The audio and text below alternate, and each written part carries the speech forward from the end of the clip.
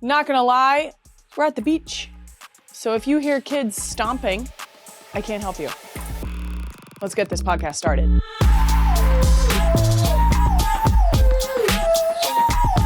Welcome back to Not Gonna Lie, a Wave original brought to you by Visible. Live in the know. I'm your host, Kylie Kelce. I was reluctantly in a documentary called Kelce. According to Sharon on YouTube, I have a potty mouth. Thanks, Sharon. And I unfortunately do know what a labubu is. They're haunting me. I saw one hanging off of someone's purse. I'm not sure if it was a labubu or a lafufu. What are we doing? Also, people calling it a bag charm. It's not a bag charm. It's a keychain. The fuck? Also, you can see I'm taping from our shore house set today. Jason went on record saying that my setup makes him look better, which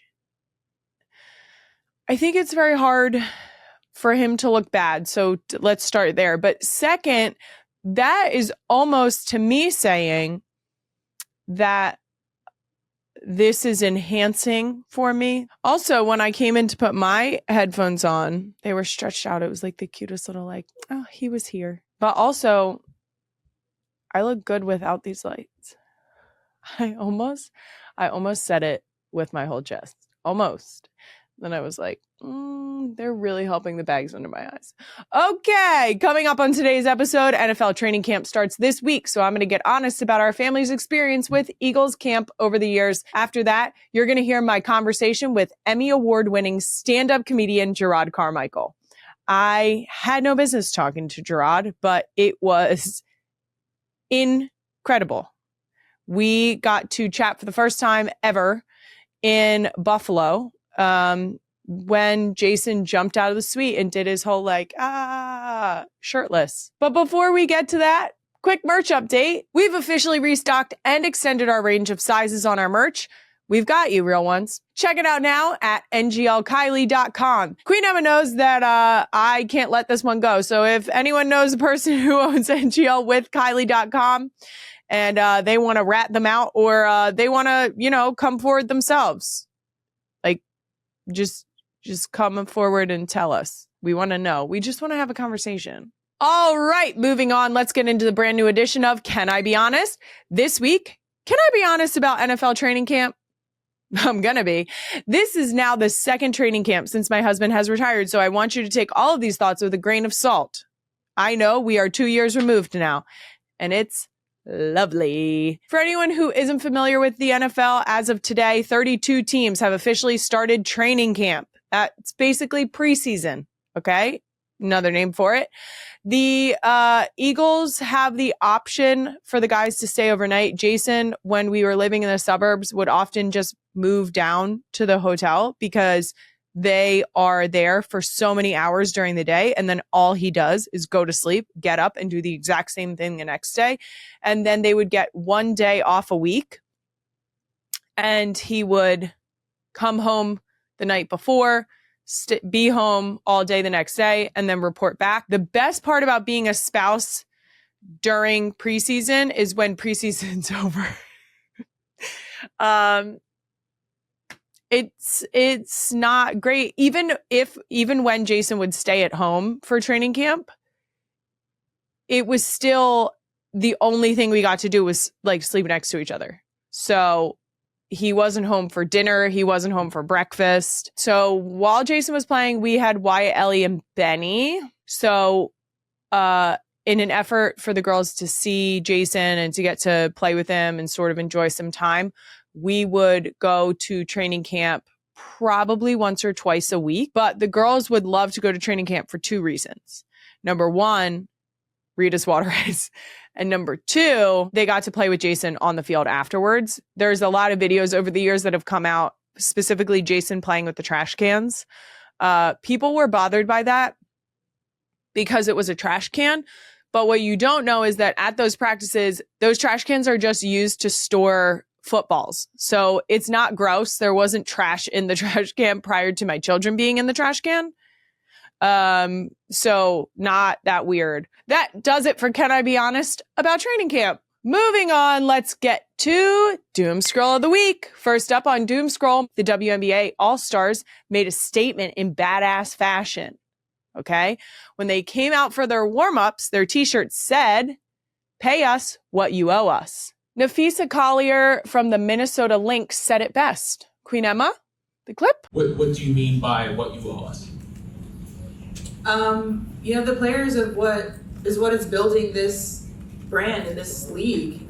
There is no league without the players, and the past, present, the ones coming up, they're the ones that have put in the blood, sweat, and tears for the new money that's coming in, and so we feel like we are owed a piece of that pie that we helped to create. This feels very much like fuck around and find out energy. The league fucking around. The players said, find out, check out my shirt. These WNBA players currently make 9% of the league's revenue, which is low. You want to know why I know it's low? Because the NBA players make 50% of the league's revenue. That's crazy.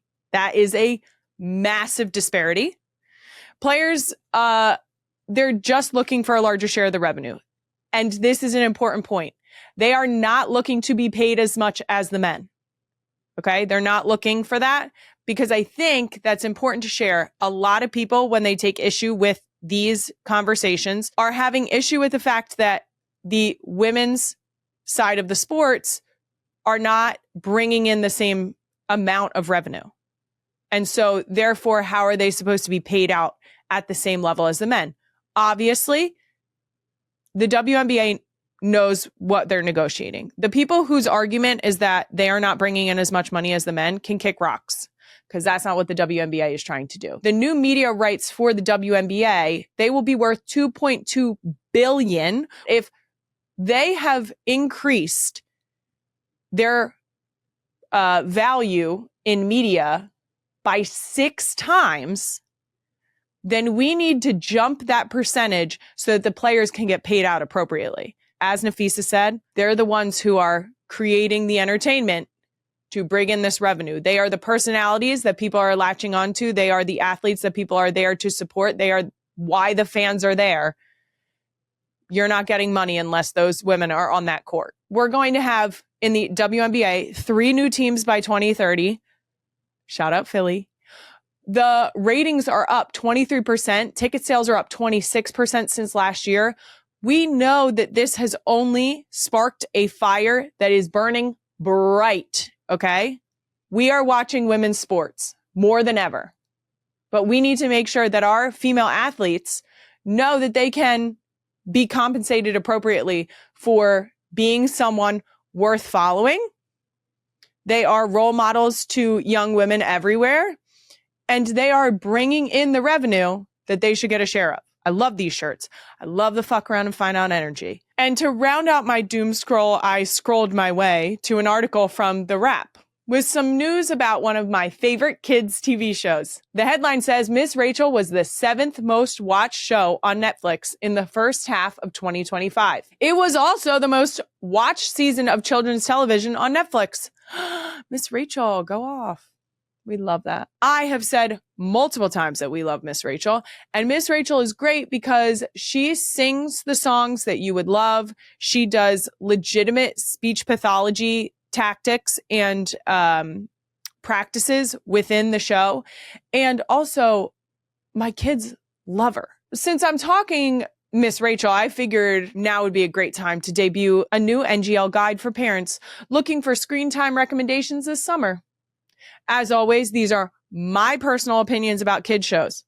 That doesn't mean you need to agree. And if you watch any of the ones that I may or may not talk some smack about, that's great. I'm going to be honest. I have no other way to function. So presenting my no lie parents guide to kids TV. My first category, put this on if you want something educational, but the music also slaps.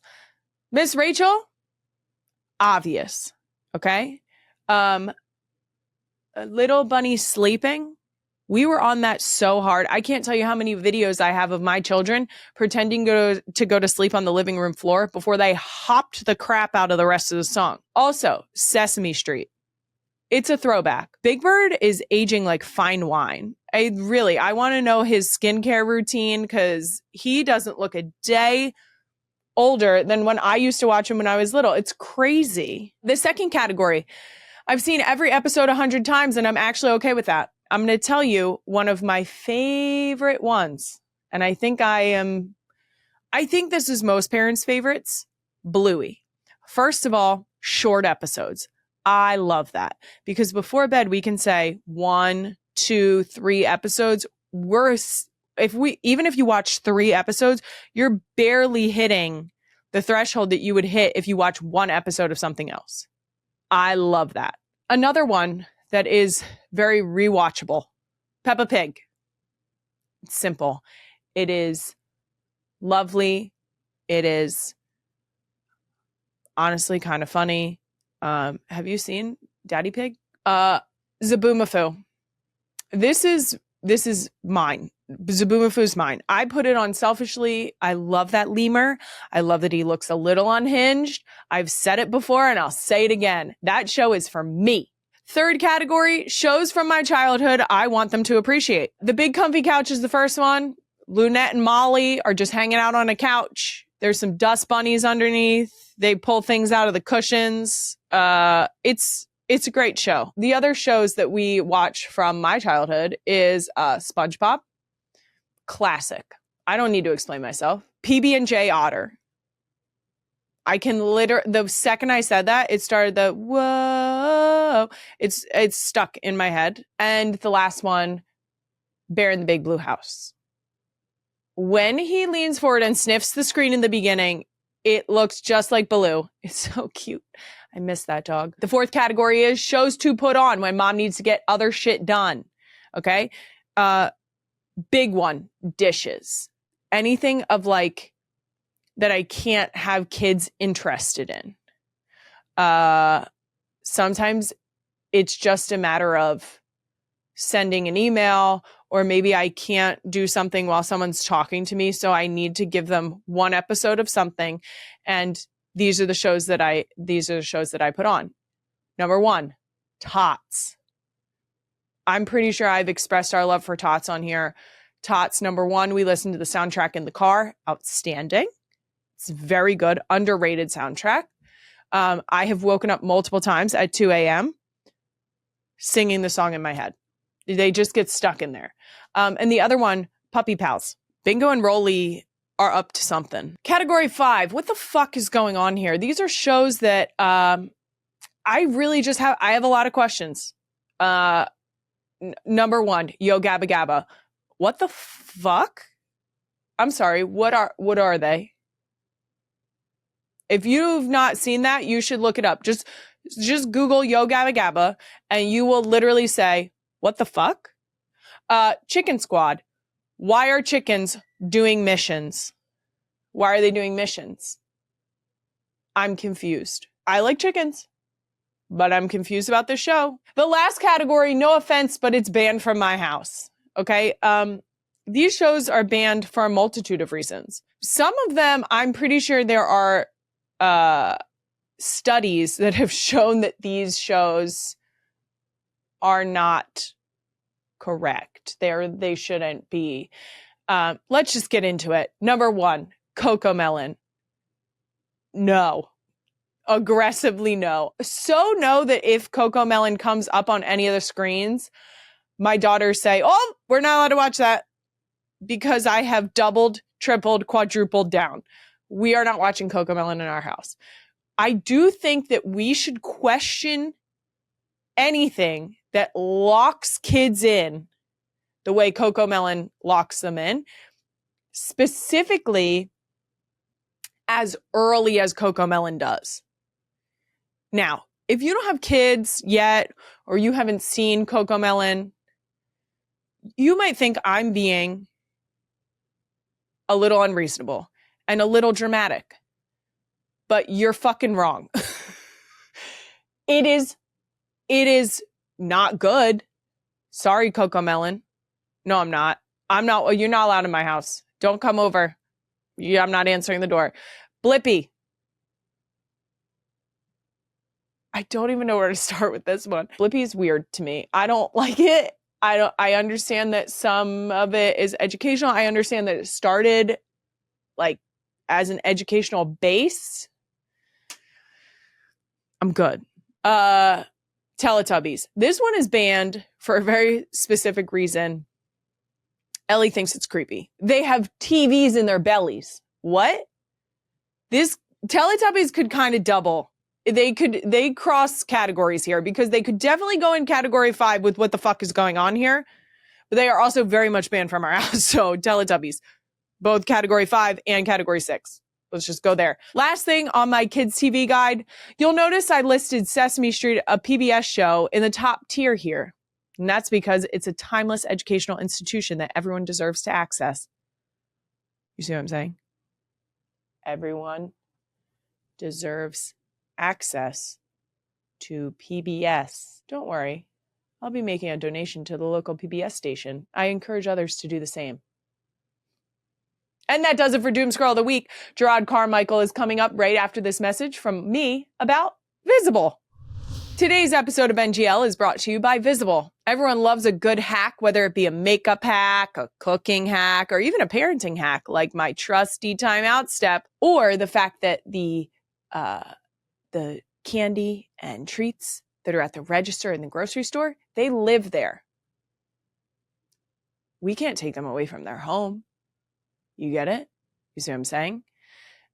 Tablets for planes only. That's how we do it. Now, what if I told you that there was a wireless hack? Wireless that lets you live in the know. Well, I guess I'm about to blow your mind because there is. And it's called Visible. With Visible, you get unlimited data and hotspot so you can stay connected on the go, which means you can doom scroll to your heart's content wherever you are. Plus, it's powered by Verizon. Visible runs on Verizon's 5G network, so you can get great coverage and reliable connection. Plus, it's powered by Verizon. Visible runs on Verizon's 5G network, so you get great coverage and a reliable connection. Ready for wireless that lets you live in the know? Make the switch at Visible.com. One-line wireless starting at $25 a month. And for their best features, get the new Visible Plus Pro plan for $45 per month. Terms apply. See Visible.com for plan features and network management details. He's the Emmy Award-winning stand-up comedian, writer, and actor you know from The Carmichael Show and his comedy special, Rathaniel. He's also hosted the Golden Globes and Saturday Night Live, and he just released a brand new stand-up special called Don't Be Gay on HBO Max. And now he's officially, not gonna lie, Jerrod Carmichael. Welcome to the show. Hey. It's funny hearing the title, like, oh, it is called Don't Be Gay. Happy Pride, everyone.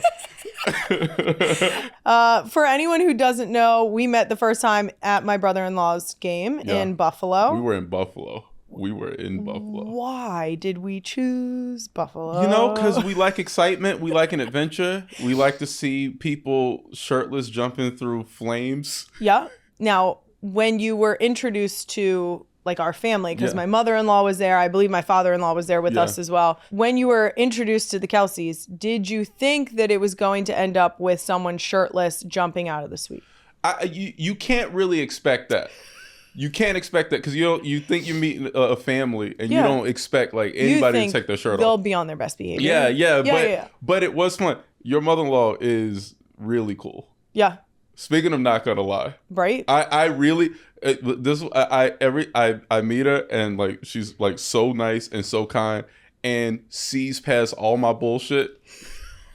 Like that's why I love. Like I'm just like I don't do the fake voice work because she's like it's not gonna work. And she's like I love her. Did she make you work for it a little bit? Yeah, that's why I like because it's just like none of that. She's like save it. Like with like sweet. She's not mean at all, but it's just like very sweet, but just like I don't need this. That's like, lovely. I don't need the thing that you're like, hey, nice. How's the weather? Like I don't need that shit. She doesn't want small talk. I love that. I love that. Go ahead, Donna. No, we have the photo there of Jason. Yeah, that was great because Jason's really. I mean, he really just. He embraced it. And that was cool. That was really cool. We're all just like, wow, is this really happening? Really shirtless out there. Look at the rest of the suite behind him. We before that game ended up in this little corner bar. Yeah. That I don't know if they were known for anything particular, but it felt to me like that is how you're supposed to experience Buffalo. So wait, you got there early. Yeah. You're at a corner bar. You just like to hang out. Yeah. Get to know the locals. This is your first time in Buffalo? This was my first time in Buffalo. And we ended up sitting at a table. I didn't even end up sitting at the same table as my husband. Like we were split. I'm telling you, it was he's got to be amongst the people. He was deep in it. Yeah, yeah. And we were getting like paper boats of bar food. Okay. Like it was very, boats yeah, of like, bar you know, food. like when you go to like a fair and they have the checked like paper boats. And so they were just bringing out like pieces of pizza and I was just like, what's happening? And all the people in there were lovely. They were so excited to see Jason. They were telling him how much they enjoyed watching him play. Yeah. I think it was important that he was not a rival team. Like they were not in the same conference. And so it wasn't a threat. Yeah.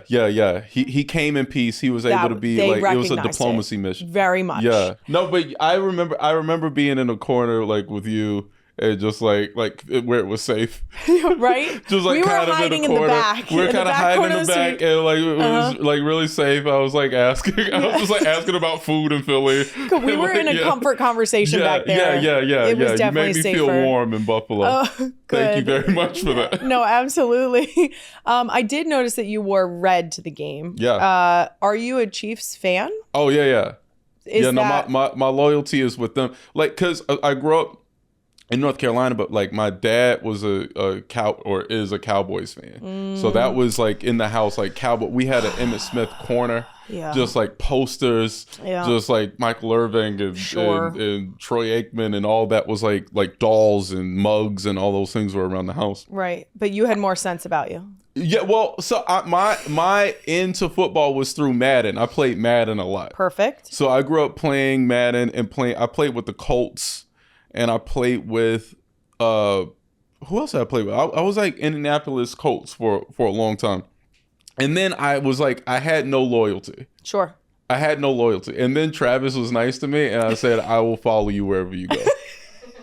Like that's truly how like Travis gave me a hug and I've like I like wear like Chiefs all pajamas. All of a sudden you were tomahawk chopping. Like wear pajamas. Like my boyfriend like wears a Chiefs hat every day. Like we're immediately sold. We're like, no, you were. And the whole team, I've met some of them, so awesome. Like they're so cool. So I'm definitely a Chiefs fan. I just cannot explain to you how much I love the fact that you did not go Cowboys. I didn't go Cowboys. I love that so much. It almost, Thank you. Because my dad went so hard, it wouldn't allow me to. You kind of have to rebel against your father. Like he like so hard. That's his. He'll meet anybody on the streets and it's like his first question to them is like, how do you feel about the Cowboys? Like, and every year, and I just watched him go through. I would love for him to ask me that question. Yeah, I know, but to be a Cowboys house was like, it was really easy for like a couple years in the 90s. Yep. And just devastating. For the most part, it's just like over and over, like devastating. This is our year. This is our year. I heard it every year. How much disappointment can you take? How much disappointment can you take? I don't even know who's playing for the Cowboys right now, but I just know my dad is sad. That's okay. We'll say go Birds and go Chiefs. From October to Christmas. It's just like he's so sad. Yes. Gosh. Weekly. He's just so It's not sad. Seasonal depression, guys. It's the Cowboys. Yeah, it has nothing to do with the weather. He's just sad for the Cowboys. Yeah, every autumn. Year after year. Yeah. Well, at least we know better. But how into football were you my dad only had 2 girls, me and my sister. Yeah. So I was his stand-in son to watch football. Sweet. So I grew up watching football. Really? Mm-hmm. Who'd you root for? The Eagles. Yeah, really? Mm-hmm. Yeah, okay. Go Birds. Wow. Yeah. Wow, you really did Full circle. You really did it. I mean, you committed. Well, it got to a point where when Jason and I were dating, where I was like, hey, like if you ever play for any other team, like hypothetically speaking, if you ended up at the Cowboys. Yeah. Yikes. What was your dad like when you're like... My dad was very mad. Really? Yeah. Because he thought, typical athlete, you're going to be a bimbo, perceived the bimbo. And then he met Jason and was like, oh. Yeah. I get it. Oh, that's I get great. it. Yeah. No, I've seen Jason change hearts. Oh, I see it like that's like in Buffalo. Like, I see him like change people's hearts. Oh yeah. Yeah. Yeah, he jumped out of that suite to give people hugs. He's so like sweet. what? What are we? Yeah, chug beers and give hugs.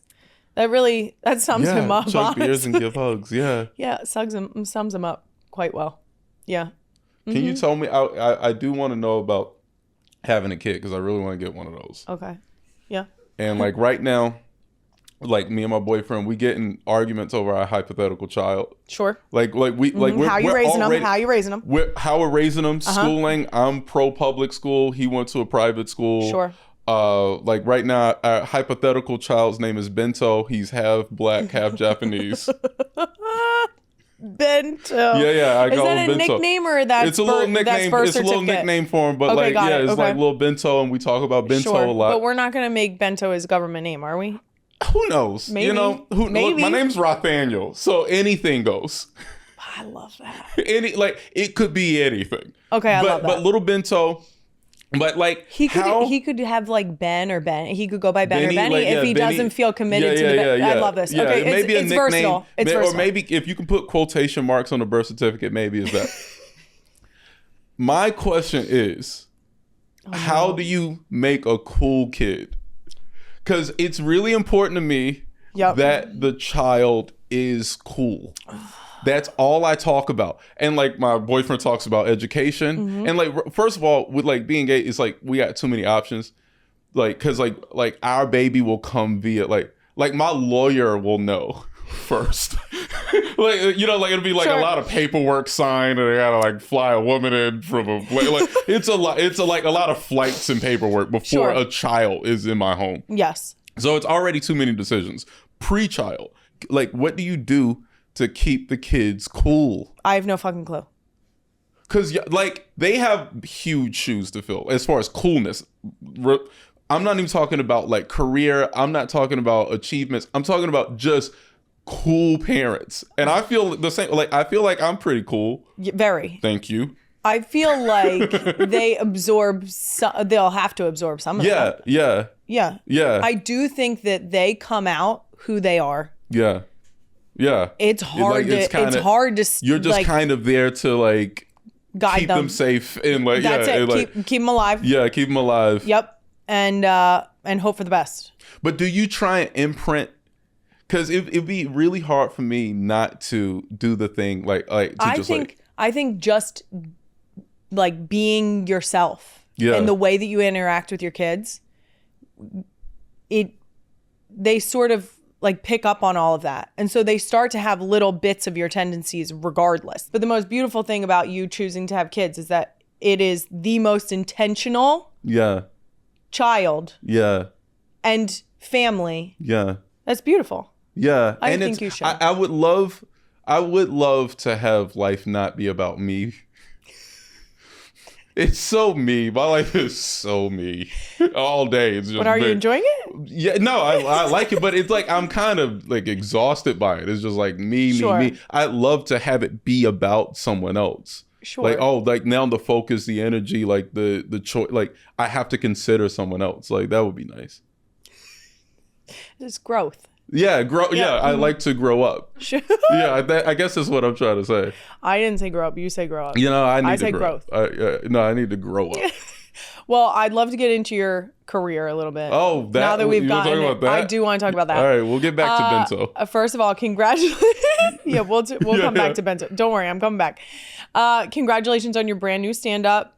Thank you. Don't Be Gay. Thank you very much. Streaming now on HBO Max. How do you feel that it's out in the world? Does it feel good? I want more people to watch it. Perfect. That's what we're here to do. That'd be nice. It'd be good. I just want more people to watch it. I'm really happy because I worked on it for like a year and a half, and this is the most I've ever worked on a set. Like, because I in my career, I'd like gotten distracted. I was like doing other things while doing stand up, and so it was always I had like a TV show or like something else, and this was just stand up, like just going on the road, going to the clubs in the city and just working, like crafting and so I'm really proud of it. And so like, yeah, like and it's jokes is just, the craziest thing I'm doing now is like telling jokes. That you Because I didn't really do that. I didn't like do that for my last special. Like my last special was like emotional and it was like, you know, but this one is just jokes. So I want people to watch it. And it was very funny. Thank you very much. One of my favorite parts of the special is early on when you're talking about celebrities who claim they don't read the comments. Yeah. I was reading everything. I believe we have the clip here, Queen Emma. You ever like hear celebrities say shit like, "Oh, I don't really check Twitter. I don't read the comments." They are lying to you. Everyone reads every word, even the reclusive celebrities. Like, if you want to get a message to Daniel Day-Lewis, all you got to do is tweet, "Hey, Daniel Day-Lewis, fuck you." And he's going to read that shit. I know. He's like making shoes somewhere. Mind his own business. Yeah, just like he's like in Ireland, like cobbling some shoes and like and is scrolling. I mean, so I'm on record as saying that I don't really read the comments. You don't read the comments? No, but there's a couple things that work here. Mm-hmm. I'm not a celebrity, so this doesn't apply to me. I don't know. Yeah. Second, I read some of the comments, but it's only when I find the time to read the comments. Like mine is a time. You're actually too busy to. Yeah. I can't like lock in and also Another keep reason 4 to have humans kids. alive, right? Yeah. Distract me from the comments. Like I need to look at you, so I stop reading about me. So I don't read anymore. Okay. Because my feelings have been hurt. Gotcha. So much that I cannot read anymore. Sure. So when's the last time? It's been like a year. It's been like a year and some change since I searched my name. Okay. I had the reality show come out. I made a reality show. Yes. And then I was like reading comments all day and like just looking at like comments, TikTok. Mm-hmm. You know, like that's part of the problem is there's so many places. You leave one app and go to the next app. Like you just like you're done on YouTube. Now I'm on TikTok. I'm done on TikTok. I'm now on Instagram. Yeah. And then it's like 11 o'clock and I'm like, oh, I forgot to wish my mom happy birthday. Oh, I've been doing this for 12 hours and I forgot to life was happening around me. Yeah. And so just searching. But I haven't done that in like a year and some change. And how's that feel? Pretty good. Like, it's Are you just curious? Like sometimes, but the thing is, nobody talks shit to your face. Nope. So I get to live in this bubble where I think just everybody likes me. Do you know I tell people that when they stop my husband and then they apologize to me, it's always the same. It's the same sequence of events. They stop my husband like, can we get a picture? Yes. Then they turn, or the person with them turns to me and says, I'm so sorry for interrupting your day. Yes. I'm like, no, it's totally fine. They're like, this must get really annoying. And I always say the same thing. No one walks up to him and tells him, wow, you're a real asshole. Yeah. Everyone walks up to him and is like, you're one of the best centers ever played football. And I'm like, thank you. Yeah, that's so that? sweet. Yeah, that's all. That's all you get. That to your face. Yeah, people don't talk shit to your face. So like, they should start though. Well, I would. If you're gonna say it a to my pregnant face. woman. A pregnant woman would. Yeah, a pregnant woman would be like, I don't like you, and I never liked you. But like people are nice in person, so like I get to live. I like that. I like lovely. just like walking around and having that's a nice. Who doesn't love receiving love? Yeah, so that's been nice. That is such a good point. This new comedy special is your 4th one. Mm-hmm. Does every new one become your favorite, or do you have a favorite? Oh, yeah. Oh, like children. Oh, like the children. Yeah. Depends on the day. Yeah, it depends on the day. Yeah. Well, every new one is, you know, like exactly where I am. Yeah, applicable to that time of life. Yeah. So like you kind of a friend of mine said that like he makes art to catch people up with him. Mm-hmm. And I get that like oh, this is exactly where I am here, because I almost had to put this out. Because like my last special, I was like in a fetal position, like sad, and so like people would be like either part of the like, oh, good to see you, like I hope everything's okay. A lot of like the general like I hope you're okay. Yeah. So now it's just like, you seem happy. Good to see you out. yeah, good to see you out. I'm so glad you got out of the house today. Remember, like, because last time I saw you were crying. Like I mentioned in your intro, you've hosted some huge shows. the Golden Globes and yeah. Saturday Night Live, which you were nominated for an Emmy for. Yeah. Which were you more nervous for, or do you not get nervous? It was like different processes. Like for both, I didn't know what I was gonna say basically until it was live. Like for SNL, I spent the week annoyed because I needed to talk about, like, it was like the Oscar slap. It just happened, and it stole. I'm just coming out. I just come out. I got a new special.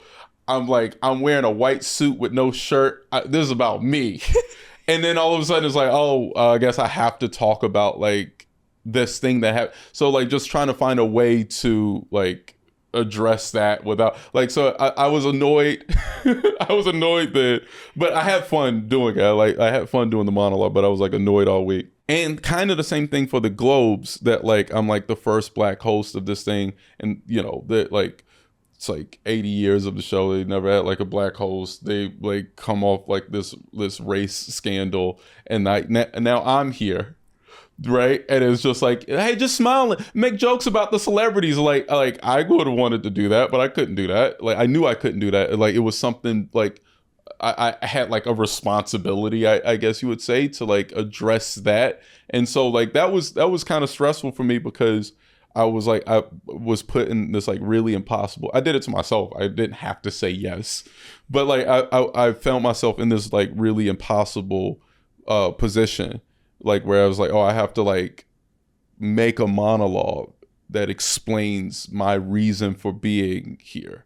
And not just to like put them in their place, but also to try and articulate my excitement for these types of nights, and like the evening. I do think that art should be celebrated. I do think this is a good thing, and I do like. So I was in a really tough position. So like those are kind of like mirror, like kind of like wore white and wore black in one. So it's kind of like angel devil mirrors of monologues, but both.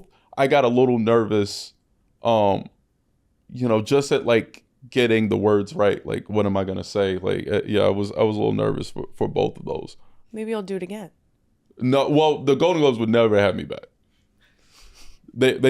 I'm telling you, they would never let me do it again. Okay, Which so in some ways is kind of an honor, I guess. Like I'm like they would never. Okay, but if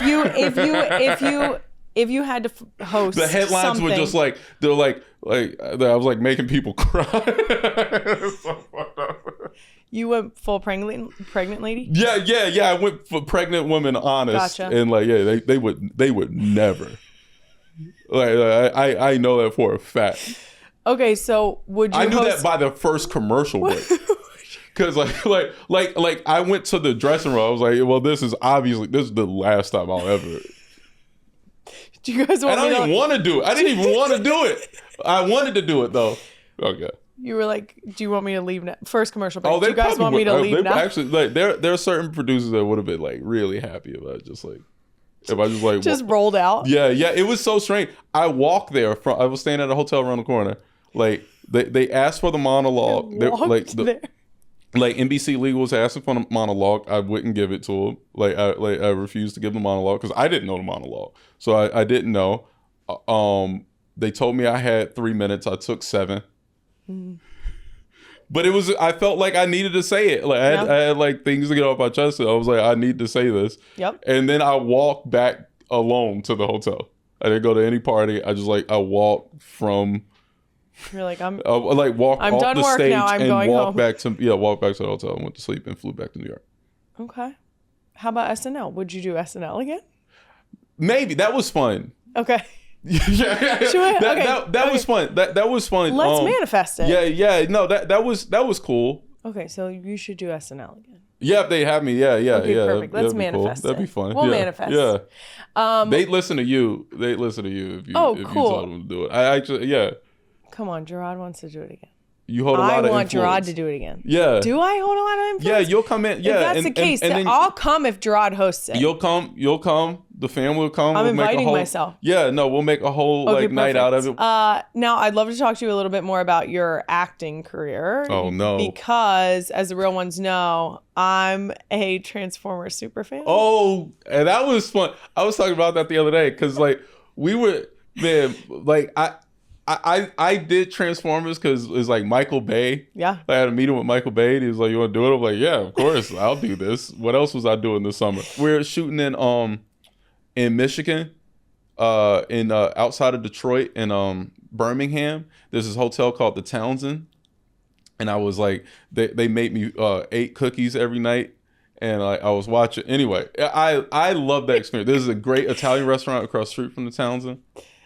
I can tell you more about that than like the movie. Like I'll tell you about the experience. Like, can we just why 8? Yeah, I was eating. Were they for you? All 8 for you? Yeah. Oh, So perfect, love that. I thought you had like I used to bake 8 cookies and watch The Daily Show. That was my nightly ritual. Like Monday through Thursday, I would bake 8 cookies, watch Daily Show or like Colbert Report, and that was like my thing. And then like now I'm an adult, so I can't have 8 cookies every night. I'm told by healthcare professionals that one should not have so many cookies. That's lame. So I no longer have those cookies. That's no. Yeah. And my boyfriend wouldn't let me either, but he's keeping me alive. Okay. This is a conscious decision. Yeah. We feel okay about it. I want them. I want them. And do you at least do it once a night then? Once a week then? No. And the cookies have changed. How often are we cooking now? So the cookies have changed. So I grew up on Pillsbury, then I switched to Nestle Toll House. Then I did the Nestle Toll House Chocolate Lovers Chocolate Chunk Place and Bake. Oh.